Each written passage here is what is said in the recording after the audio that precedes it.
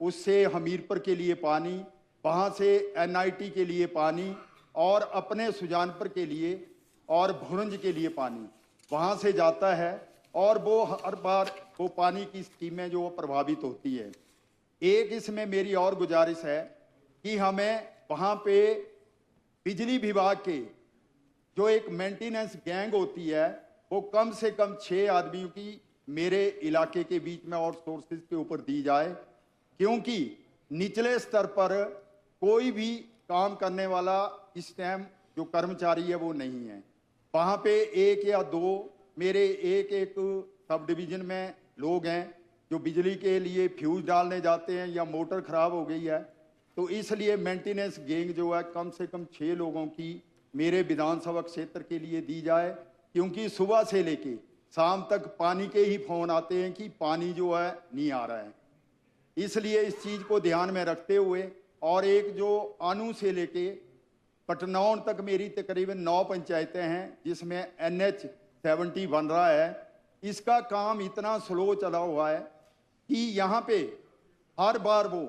Daily की daily खुदाई करते हैं और पाइपलाइनें तोड़ देते हैं, और जब पाइपलाइनें तोड़ देते हैं तो सब गांव जो है प्रभावित हो जाते हैं। वहाँ पे शहर हमीरपुर भी, NIT भी और भुरंज क्षेत्र भी पानी की बड़ी समस्या हो जाती है।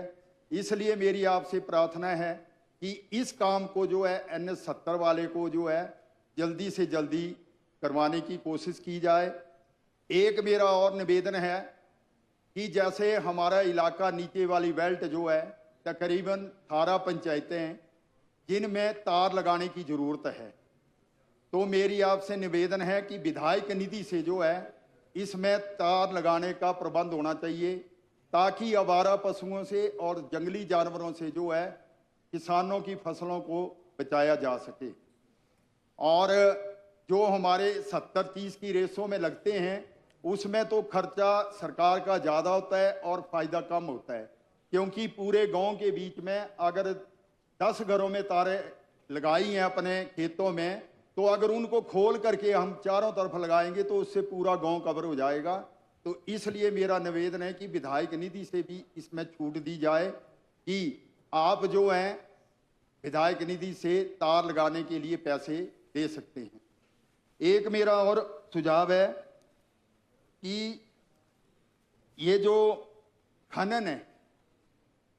खनन जो है वो हमारे एरिया के बीच में, मैं अपने सुजानपुर विधानसभा क्षेत्र की बात करना चाहता हूँ, इसमें बंद किया जाए। एक मैली पुल के पास पीछे ऑक्शन हुआ था, वहाँ पे पूरा पुल जो है, इस बार तो भारी बरसात नहीं हुई पिछली बार की तरह, नहीं तो वो भी बह जाता। वहाँ से उठाने के लिए माइनिंग डिपार्टमेंट ने ऑक्शन की थी, लेकिन जो ठेकेदार है उसने आज तक नहीं वो माइनिंग वाला मटेरियल वहाँ से उठाया, और वो पुल जो है करोड़ों रुपए का पुल है। अगर इतनी बरसात जितनी पिछली बार आई थी इस बार भी बरसात वो आती तो वो पुल भी बह जाता, और उससे तकरीबन मेरी कोई 25-30 पंचायतें जो 50 पंचायतों में से कट जाती। तो ये भी मेरा निवेदन रहेगा कि जिस ठेकेदार को ये ऑक्शन हुआ है वो उस मटेरियल को जल्दी से जल्दी उठाए। बाकी मैं मुख्यमंत्री जी का बहुत बहुत धन्यवाद करता हूँ कि इन्होंने इतनी पिछली बार जो आपदा आई, तो मैं उस समय जिला परिषद का मेंबर होता था, तो मैंने भी पूरे अपने इलाके का भ्रमण किया और इन्होंने रात को 11-11 बजे तक भी अति दुर्गम इलाके के बीच में ये गए और लोगों की समस्या सुनी और रोक रोक करके लोगों से मिले, और जहाँ जहाँ घर गिरे हुए थे वहाँ तक ये पहुँचे। इसके लिए भी मैं सरकार का और मुख्यमंत्री जी का बहुत बहुत धन्यवाद करना चाहता हूँ, और अपनी ओर से भी पूरे सदन का भी धन्यवाद करना चाहता हूँ। मैंने इतना ही कहना था। जय हिंद, जय हिमाचल, धन्यवाद।